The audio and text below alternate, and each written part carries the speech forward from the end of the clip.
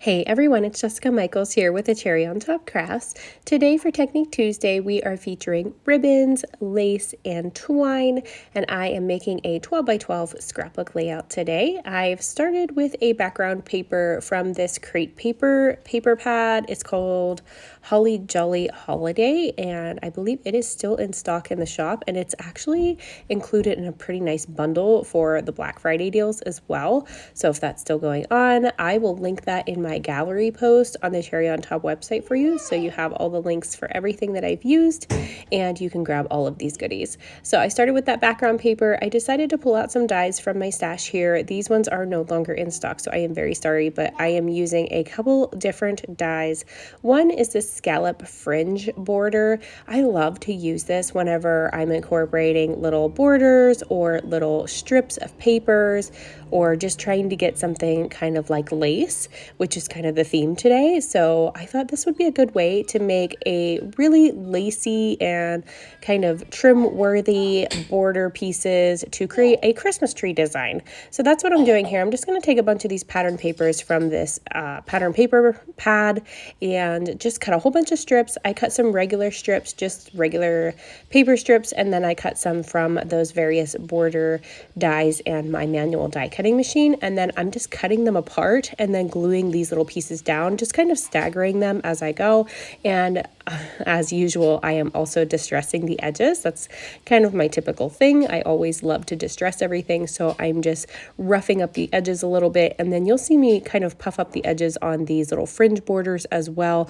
Towards the end of layering this Christmas tree up, I wanted to make sure I got all of this down first, and then I'm actually going to take it to my sewing machine and do some machine stitching across each one of these. Well, probably not each one, but I'm going to stagger it a little bit, but I will do a lot of these strips and probably skip a couple of them just for a little bit of interest, but I'm going to do some machine stitching across the majority of these strips. So I'm just layering them up. I did start at the bottom, that way I could just put the next layer right on top of it. So it just seems to go easier if you layer it that way rather than trying to tuck each one underneath if you start at the top. So I started at the bottom. And then this little lacy strip here is actually by 49 in Market, and I think it's still in stock in the shop as well.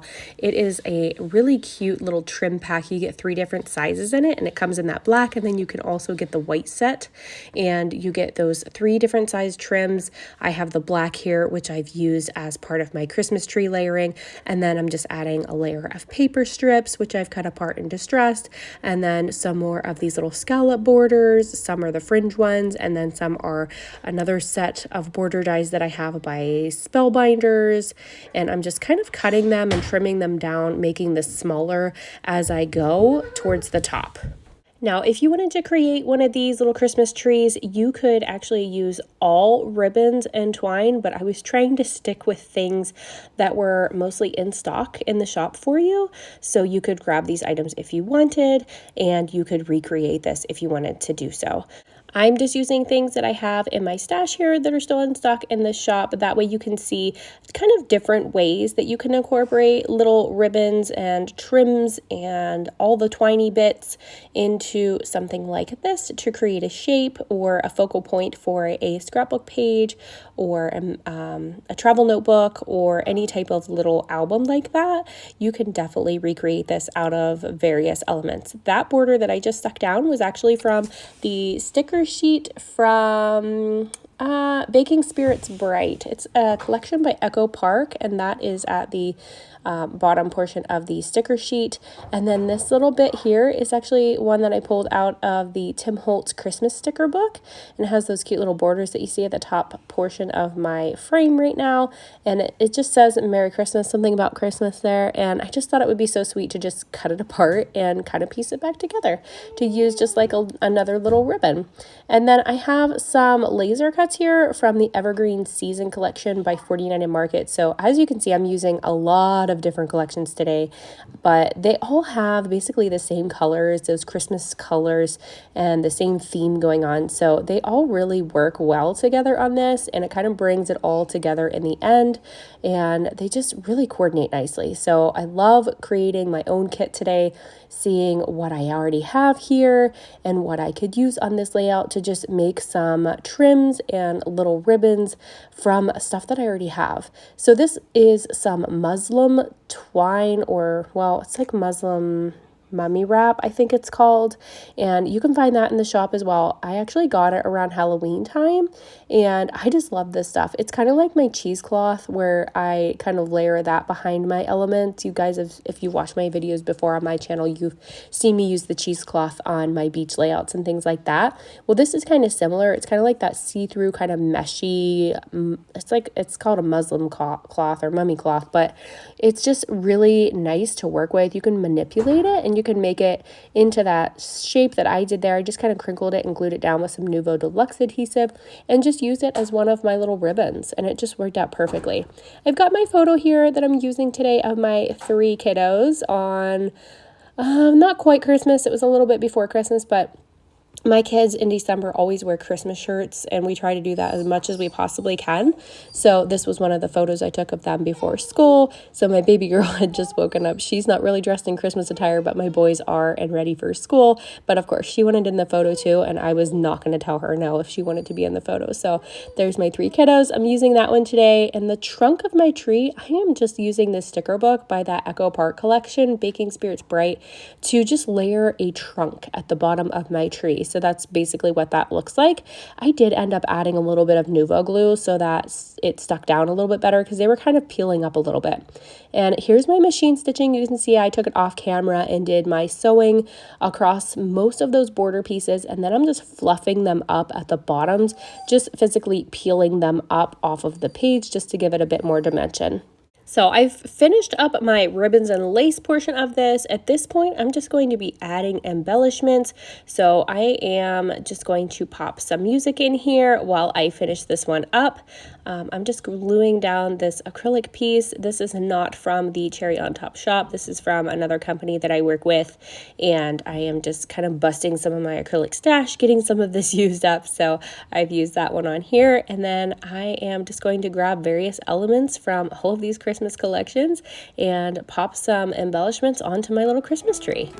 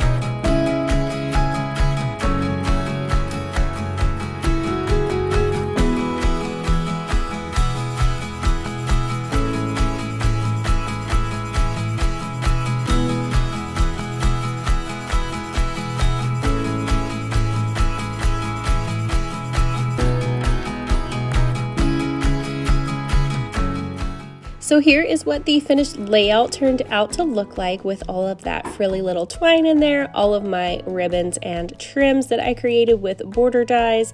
I hope you guys enjoyed this process today and gave you some ideas for how to use all of those trims and ribbons and all the lace. So thank you guys so much for being here. Thanks for watching, and I hope y'all have a great day. Bye-bye.